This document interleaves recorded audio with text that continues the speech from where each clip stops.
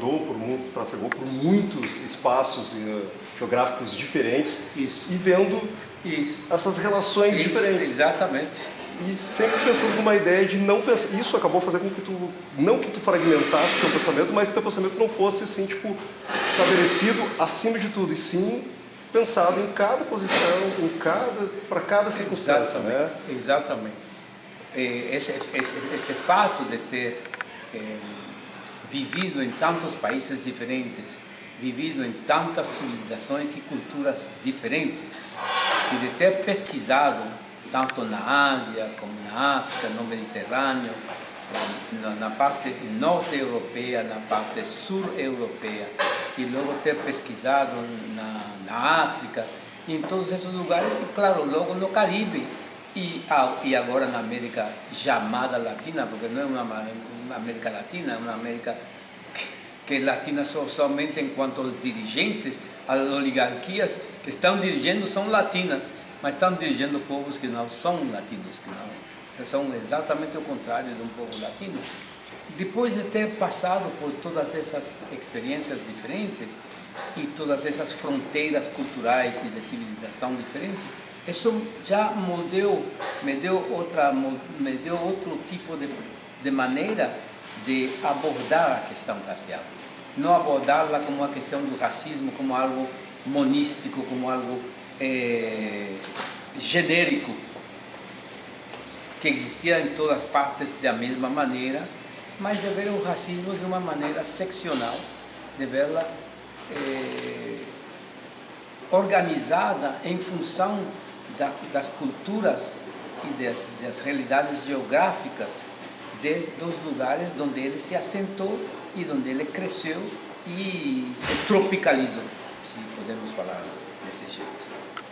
Bom, outra questão também, a partir disso que a gente pode pensar, é que a tensão, como numa fala tua, tu diz que o racismo ele não vai ser solucionado. E não é uma ideia de se pensar para uma solução para o futuro, e sim trabalhar o presente. E uma das questões, acho que é muito interessante, são as tensões. Conforme a coisa parece que melhora, ela, de certa forma, ela piora, porque as tensões aumentam, né? Quanto mais a gente se apropria da nossa consciência racial e trabalha ela, mais as tensões aumentam. Então, tipo, a ideia não era acabar com, e sim problematizar e trabalhar ele conforme ele for aparecendo, que ele vai aparecer em regiões diferentes, de maneiras diferentes, então sempre tem que se reelaborar as maneiras de combate. Sim, é real, é verdade, porque nós que fomos socializados pelas civilizações judeu-cristãs, temos uma visão judeu-cristã da história e da sociedade. Essa visão é que tudo vai acabar bem, tudo vai acabar numa festa, tudo vai acabar numa integração, tudo vai acabar numa amalgação. E é por isso que o mito da democracia racial brasileira é a quintessência dessa visão judeo-cristã, milagrista, porque está baseado num milagre. Eu falo de milagrismo porque é impossível que contradições que surgiram há 4, 5 mil anos e que têm se solidificado, têm se sedimentado, têm se sofisticado ao longo de todo esse tempo, possa se resolver por uma conversa entre pessoas, entre indivíduos. E como não há conversa entre grupos não existe. Então chegamos a uma conclusão. Eu cheguei a essa conclusão, eu vou dizer, algo como 15 anos atrás, que a problemática racial ela era irredutível. Ela não tinha solução temporal, que não havia um momento em que ela ia se resolver. E que, portanto, os movimentos negros no mundo inteiro tinham que mudar completamente de perspectiva e adotar uma praxis que tivesse em conta o fato que estavam lidando com um problema irredutível, que precisava de constante uma inventividade incrível para lidar com ela, porque ela está se metamorfando, a metamorfose do racismo é constante. a plasticidade do racismo é algo extraordinário. Eu acho que o racismo é o fenômeno social mais plástico que eu tenha estudado em toda a minha vida. Foi dessas questões que podem ou são motivadoras para a transformação, uma delas que tu traz, e também acho que também essa questão de tu, enquanto estudioso também, um cientista social, é o de se afetar com a causa também, não só, tipo, quem luta contra um tipo de preconceito luta contra todos. E também a questão da mulher negra tem sido cada vez mais forte dentro das tuas perspectivas de poder de transformação, né, Carlos? Sim, porque enquanto mais eu estudava o problema do racismo, mais eu descobria que o problema de gênero, a problemática de gênero, em lugar do problema, porque o problema não é o gênero em si, o problema é a problematização que se faz do gênero. E essa problematização não começou hoje, não começou com uma revolução industrial. Não é um problema moderno nem pós-moderno, é um problema bem pré-industrial, é um problema bem antigo. A problemática, as contradições de gênero começaram há algo como 10 mil, 12 mil anos atrás. Ou seja, antes de que começasse o problema racial, a problemática racial. A problemática racial tem uma existência de 6 mil, talvez 6 mil anos, ou máximo 6 mil anos. Mas a problemática de gênero tem uma existência de pelo menos 10, 12 mil anos.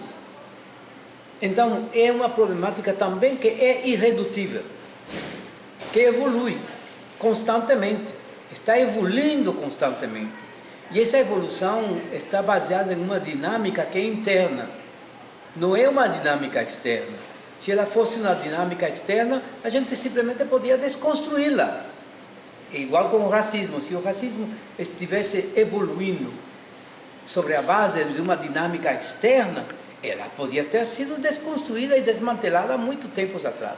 Mas não, ela responde, estas duas problemáticas, de gênero e de raça, correspondem a dinâmicas internas, a todo um mundo interior, um mundo com sentido, a um sentido simbólico e a um sentido social.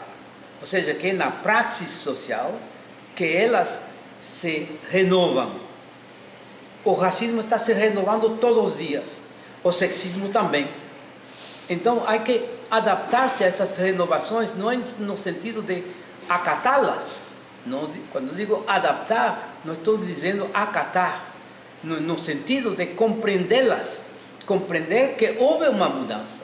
Ou seja, compreender que o racismo mudou desde os anos 60 para acá. Há que compreender que o racismo mudou significativamente no mundo. É por isso que hoje as pessoas estão espantadas, descobrindo que o racismo está no mundo inteiro, na França, na Inglaterra, a Áustria. É porque não seguiram a evolução interna dela.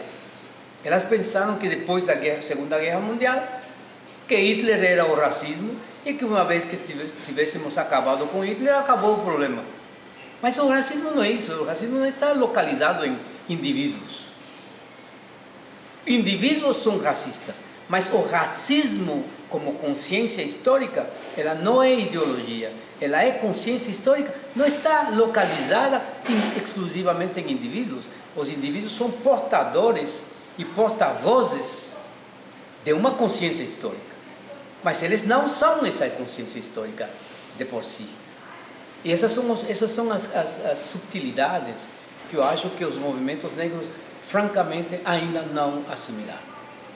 Com relação a estes indivíduos, então, inclusive também é a questão de estrutura, né? A gente pensa que o racismo ele é simplesmente estrutural e a gente pensa ideologicamente, a gente pode desconstruir ele a partir de uma ideologia política, ou a mais esquerda ou a mais direita.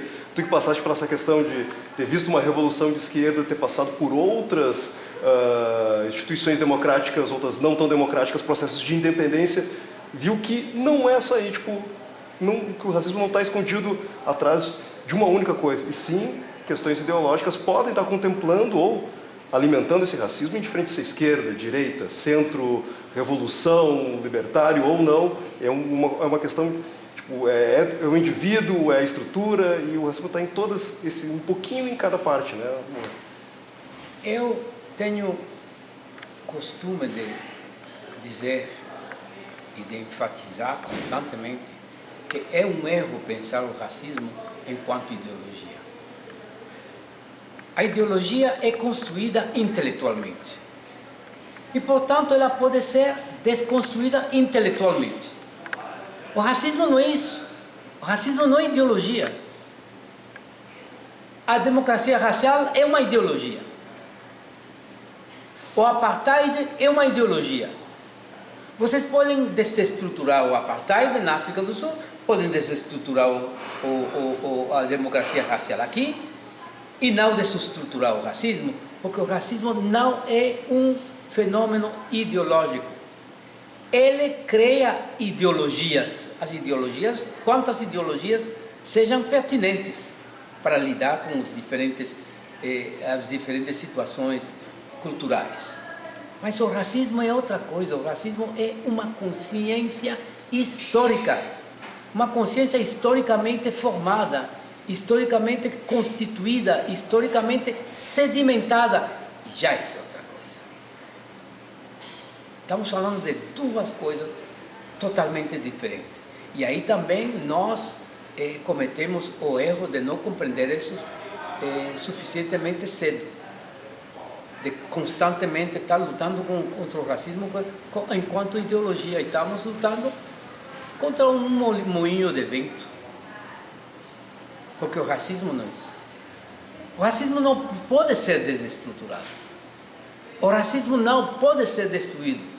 E a prova está aqui. Obama toma a presidência, todo mundo diz: agora o racismo recuou. E aquilo que vem detrás dele, vem o fascismo. Está claro, as pessoas não compreendem, as pessoas estão perdidas. Dizem: como é que o mesmo povo que elige um presidente negro 2 vezes, agora elige exatamente a antítese a esse presidente, que é um fascista? E é porque precisamente estamos perdendo de vista o fato de que o racismo não é uma coisa que você, não é uma situação global, que você tem todos os brancos concordam, vão em uma direção, todos os brancos concordam de ir em outra direção. Não, é um fenômeno muito complexo. Muito complexo. Você tem uma parte da comunidade branca em cada país, ínfima, minoritária, que discorda, que tenta alinhar-se com uma visão modernística dos problemas sociais, e entre esses problemas sociais, a questão de gênero e a questão racial. E você tem uma população branca que tenta acompanhar essas ideias, essas novas visões. Ela é sempre minoritária. E você tem essa população majoritária que está lá. E que sempre estará lá, majoritariamente, com os objetivos que tem Donald Trump, o que tem Le Pen na França, o que tem Wilder na Holanda, o que tem qualquer desses grupos neofascistas, neonazistas, que agora estão surgindo com um poder, uma força extraordinária em todos os países brancos, em todos os países, especialmente europeus. Então não há que se espantar diante disso. Não há que pensar que isto é um caos. Não, o racismo não é um caos. Somos nós que não temos compreendido o que é o racismo. Que o racismo é uma consciência histórica e que você não a destrui. Você pensa que a destruiu aqui e ela volta aqui e cortou o rabo dela aqui e a cabeça está aqui, cortou a cabeça aqui e logo a cabeça se regenerou aqui. E ela tem múltiplas cabeças. Não é um lugar, o racismo não é um lugar único. Ele é um lugar global. Agora o racismo e Obama teve razão de falar de global racism, racismo global, porque agora estamos lidando com isso. Não estamos lidando com racismo de um país a outro, estamos lidando com racismo planetário.